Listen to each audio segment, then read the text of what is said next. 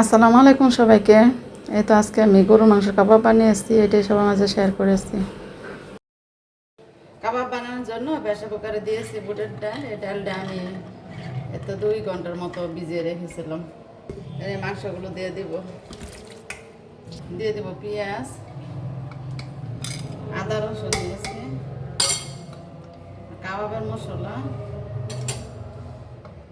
জিরার গুঁড়া, গরম মশলার গুঁড়া, লবণ, একটু দিয়ে দিচ্ছি ফুড কালার, আর দিয়ে দিব তেল।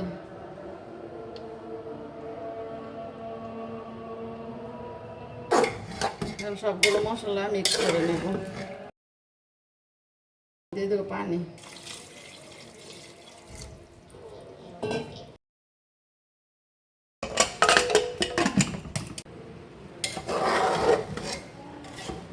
মাংসের কাবাবটা আমি একবার শুকনো করে নিয়েছি, এটা এখন নামিয়ে ঠান্ডা করে ব্লেন্ড করে নিব।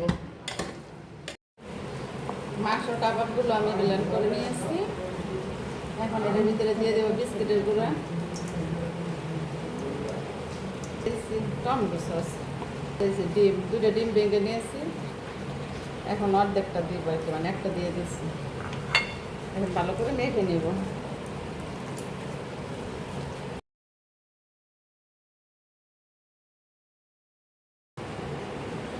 মাখানো হয়ে গেছে, এখন কাবাবের শেপ দিয়ে নেব সবগুলো। হাতে তো তেল মেখে নিয়ে আসছি।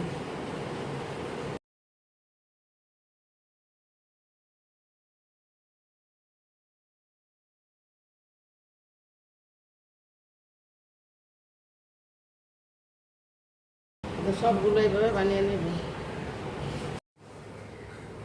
তো সবগুলো কাবাব আমার বানানো হয়ে গেছে, এখন 40টার উপরে কাবাব আছে। তাই আমি যতটুকু লাগবে মানে কিছুটা ভেজে নেব, আর বাকিটা ফ্রোজেন করে রেখে দেব।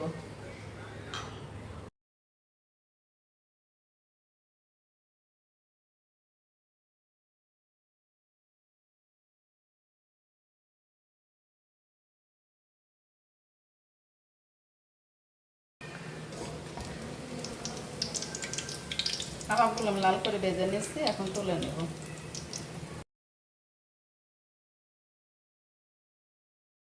এত ফাইনালি কাবাবগুলো ভাজা শেষ হয়ে গিয়েছে। আজকের মতো রাখি, সবাই ভালো থেকেন, আল্লাহ হাফেজ।